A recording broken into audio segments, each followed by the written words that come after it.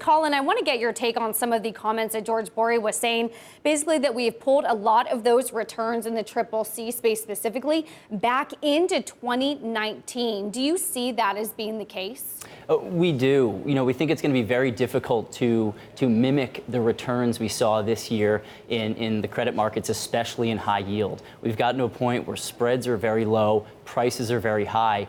And the returns we saw this year, frankly, are going to be very difficult to follow unless we see spreads go to all-time low levels. So our outlook for next year and our guidance for our investors is to kind of be very defensive. We suggest an underweight for high-yield bonds, especially the low-rated, junkiest parts like triple Cs. And we think our outlook is really just earn your coupon. Coupon payments are going to really make up most of the return in 2020. Peter, your take on credit in 2020?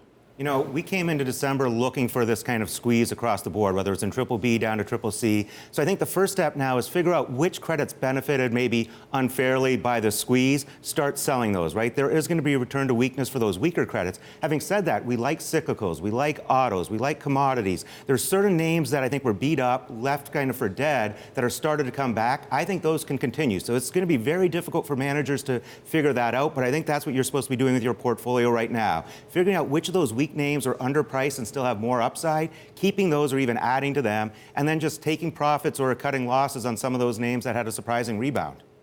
Well, the Dallas Fed president, Robert Kaplan, weighed in on the credit markets, telling Bloomberg TV that those tighter spreads might be cause for concern. Single B and double B credit spreads are so tight. Triple B spreads are very tight. If I see evidence that the market is sort of distinguishing between lower quality credits and better credits, I actually think that's an encouraging sign.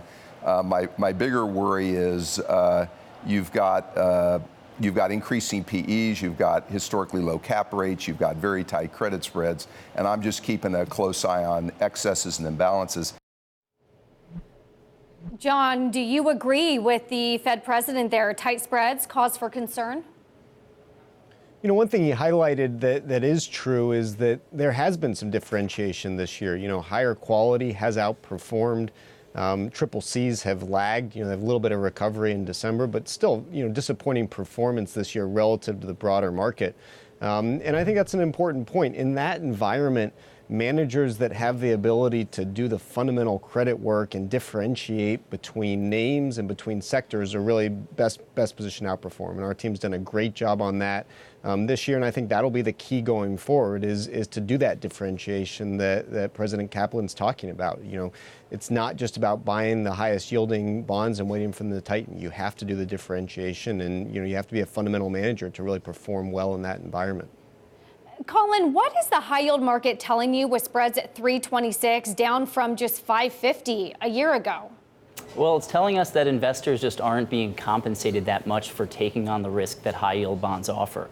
Going back to the broad credit spectrum, whether you look at AAAs down to single Bs, if you look at the sub tiers of each market, they're all very, very close to their post-crisis lows. Where the only types of bonds that have spreads above their post-crisis lows are those triple Cs. So you're just not being compensated.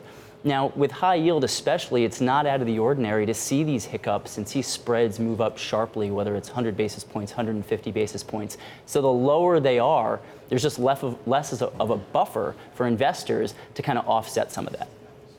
Peter, we were looking at that chart, and it's shocking, frankly, to me to see high yield at 326 basis points, and then you look at investment grade at 97 basis points.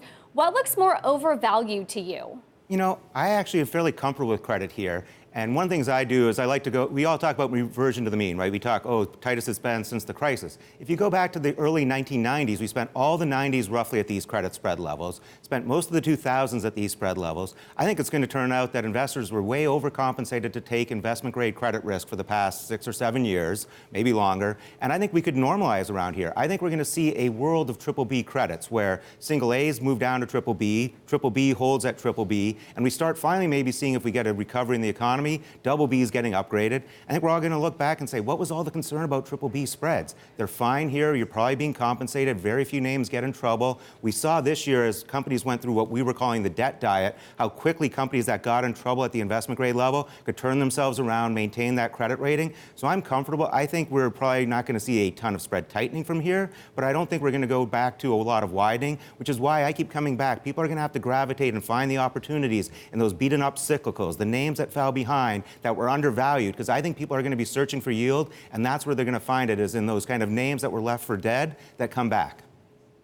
Well, John, I want to read a quote from PIMCO's Mark Kiesel, because he's saying that strength in high-grade credit might be here to stay. He's saying that, quote, there's simply not enough high-quality income-producing assets to meet the demand. That's the reason credit did so well this year. It wasn't just the fact that the Fed and other central banks cut rates. The fact is that there is just that much demand. Does demand continue in 2020?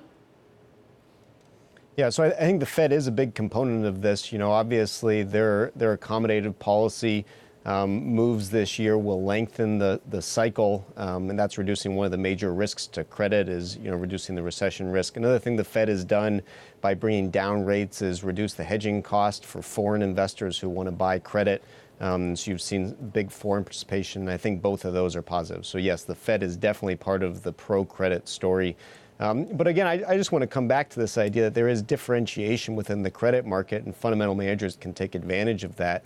Let me give you an example. You know, we've noted that energy credit has really lagged. And, you know, one thing that's striking is that energy credit has lagged even though management teams are being very prudent with their balance sheets. You know, so you see asset sales in order to manage their maturity schedules and bring down leverage in some cases. And yet spreads, you know, are still quite wide to the market. So energy would be a case where prudent balance sheet management from the leadership in those companies is a positive, and spreads aren't reflecting that. And so that's a place where you could take some risk.